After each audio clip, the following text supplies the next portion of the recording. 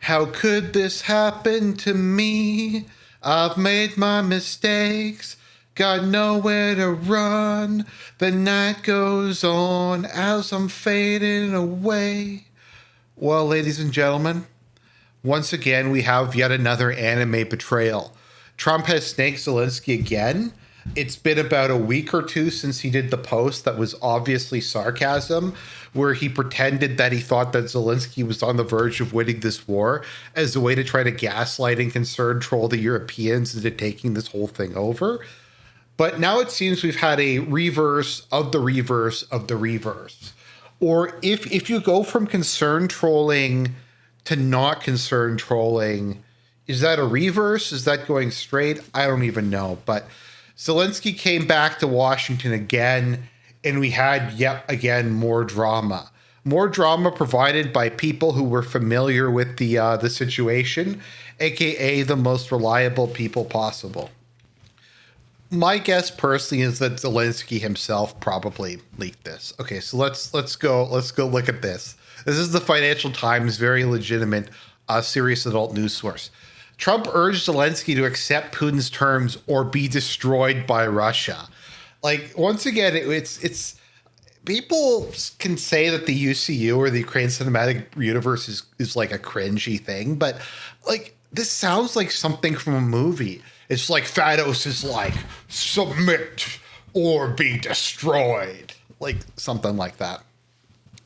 US president tossed aside maps of Ukraine frontline and volatile White House meeting. Was it like Tommy Wiseau in the room where he just freaks out or something like that? So let's see here. In a meeting with Zelensky at the White House on Friday, Trump repeatedly echoed talking points Vladimir Putin had made in their call a day earlier, according to people familiar with the matter. The single most legitimate group of people. As I've always said, this could mean anything. This could mean Zelensky. This could mean, I don't know, Podolyak. This could be Vance. This could also just be some random guy. Like, this could be me they're citing because I'm familiar with this meeting because I'm making this video. So therefore, I'm familiar with this meeting. So you could cite me as an anonymous source. So let's see here. Donald Trump urged Zelensky to accept Russia's terms for ending its war in a volatile White House meeting on Friday, warning that Vladimir Putin had said he would destroy Ukraine if it did not agree. So once again, we're full on in movie mode. We got the evil supervillain Putin who's like, you shall, if you get in my way, I will destroy you. It's like fucking superhero, supervillain stuff. If he did not agree, I mean, he's kind of already destroyed Ukraine. I mean, we're having random blackouts at the moment.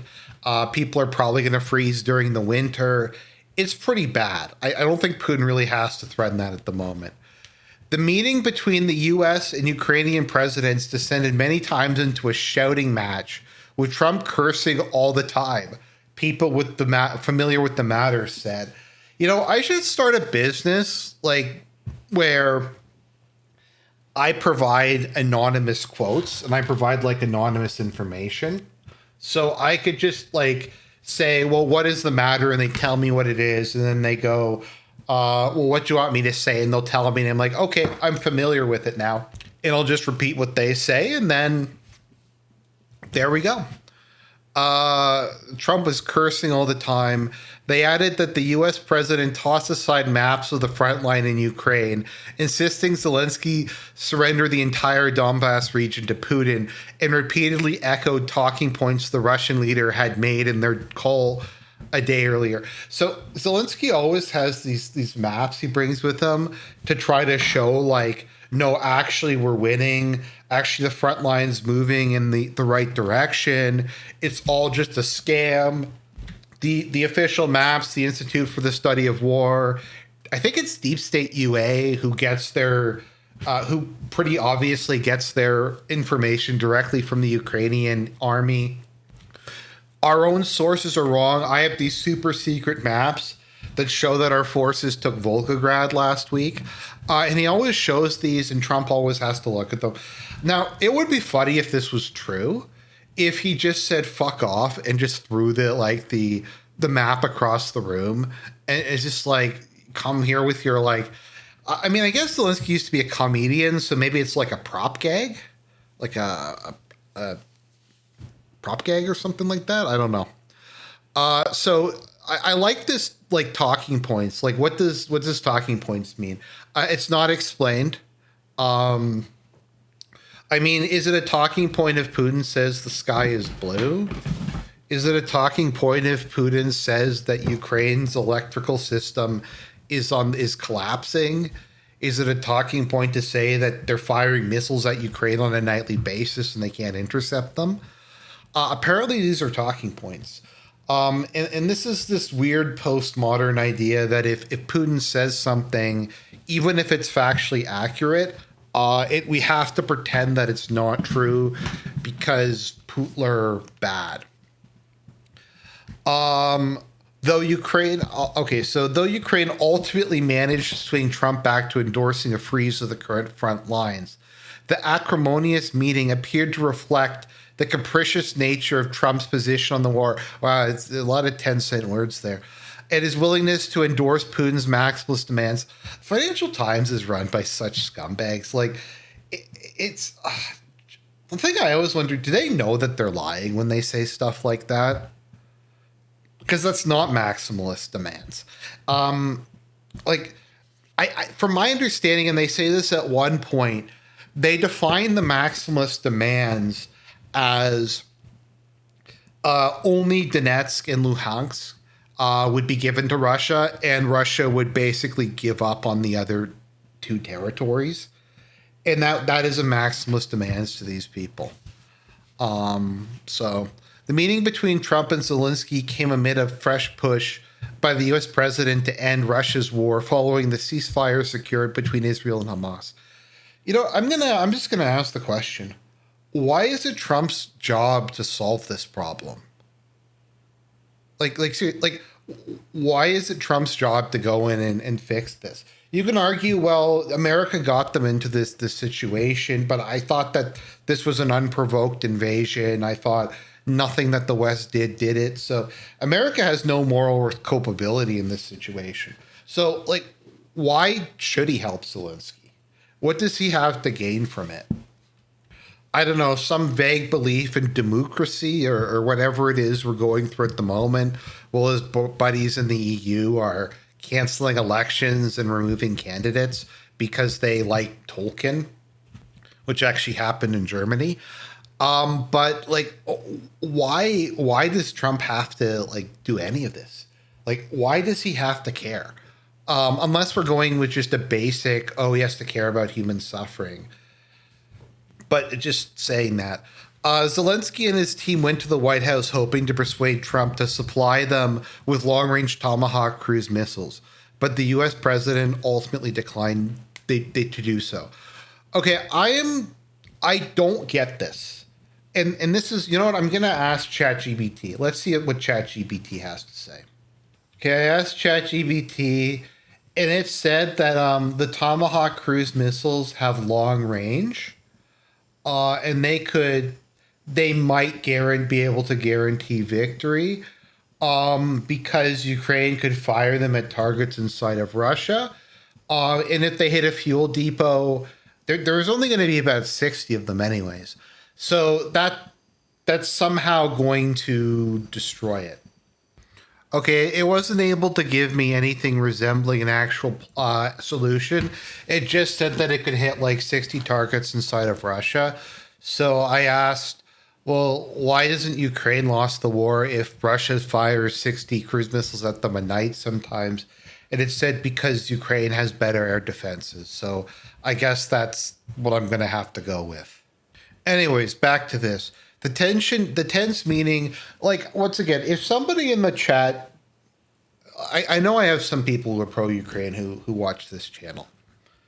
Could you please write in the chat how Ukraine getting 60 to 100 cruise missiles would reverse the course of this war? How that would somehow drive Russia out, how Ukraine would get all of its territory back, if only that they got these missiles. Because that's the narrative, as far as I can determine. And I don't mean this to be sarcastic. I'm just saying this like I am actually curious what the thinking is. And don't just give me, oh, they could hit some targets inside of Russia. Like, what does that mean? Like, yeah, you can hit like that doesn't mean anything. Okay, you can blow up a couple oil depots. I guess even if each one completely destroyed a target, it just doesn't make any sense. Whatever. Let's see. The tense meeting echoed a similarly fractious encounter at the White House in February, in which Trump and Vance lambasted Zelensky for what they characterized as a lack of gratitude towards the U.S. I mean, were they wrong? Zelensky has no gratitude towards the U.S. Like, I get it that it doesn't really, like, the past help doesn't really help him now, and he's in a hole, and he's drowning, and he needs the water bailed out. But I don't, like, once again, why is this Trump and Vance's job to deal with this? And once again, we have this, like, narrative that Putin is, like, I don't know what Marvel character I can compare him to, but he has, like, mind control abilities. Like, he talked to Trump, and Trump just immediately accepted all of his premises and is now a Putin puppet, is what we're supposed to believe. You know what? The only way I could see maybe the Tomahawks would make a difference is if they were going to hit a bunch of nuclear power plants inside of Russia and try to create multiple Chernobyls and cause a global nuclear catastrophe that would mostly hurt Russia. And that might get them to withdraw. Maybe that's what the Tomahawk cruise missiles are for. I don't know. So you need to cut a deal or face destruction. The White House and Ukrainian president's office did not immediately respond to requests for a comment. Trump told Fox News on Sunday he was confident about securing an end to the conflict and added that Putin is going to take something he's won certain properly. Putin made Trump a new offer on Thursday under which Ukraine would surrender the parts of eastern Donbas region under its control in exchange for small areas of Kherson and Zaporozhye.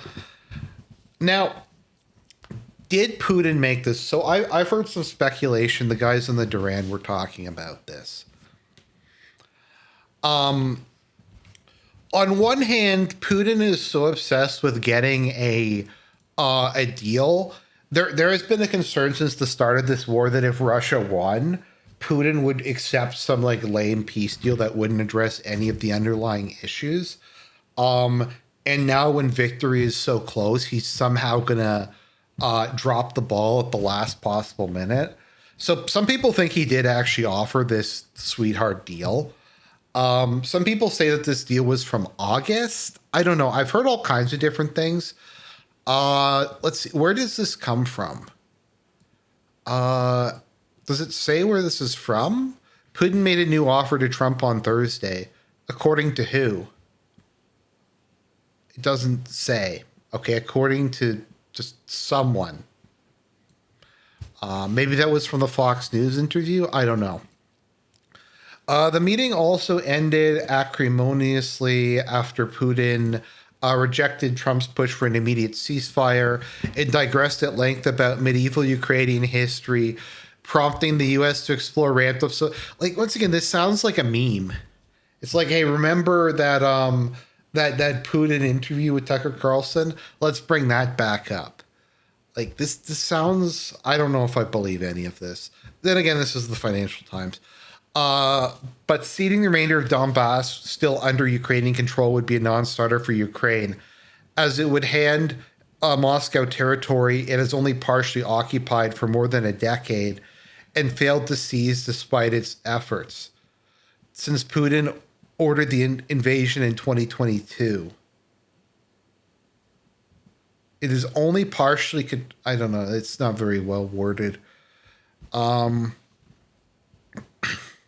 Russian forces have struggled to retain the territory in Kherson and Zaporozhye that Putin offered in exchange and have made no progress on the battlefield since 2022, the year the war began. So that's news to me. Russia has lost significant amounts of those two areas in the last couple of months. To give the Donbas to Russia without a fight is unacceptable to Ukrainian society.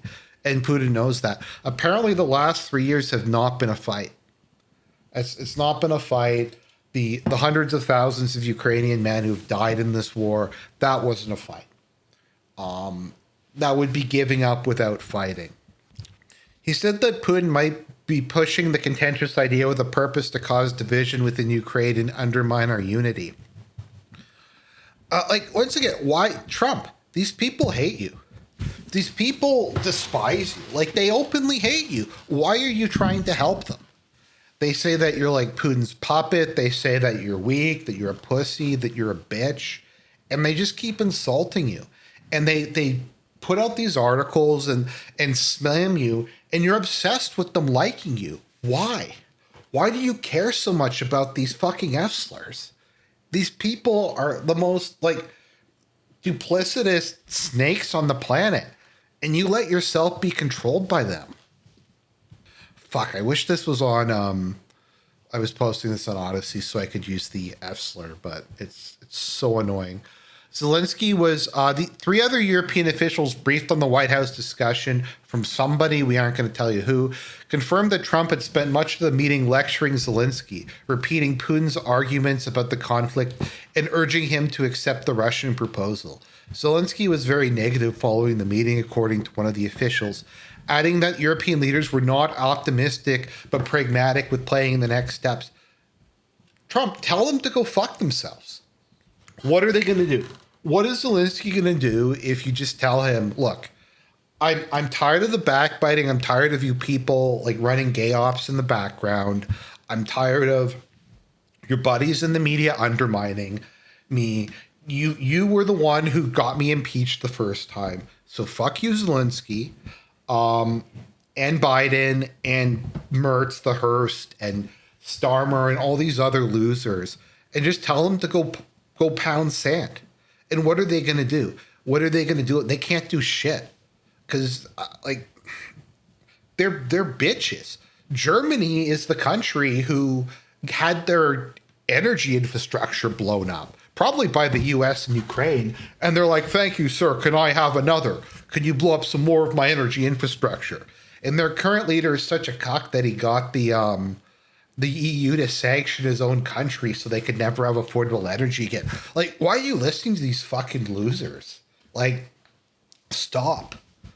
Like, just stop. And then we have this other one.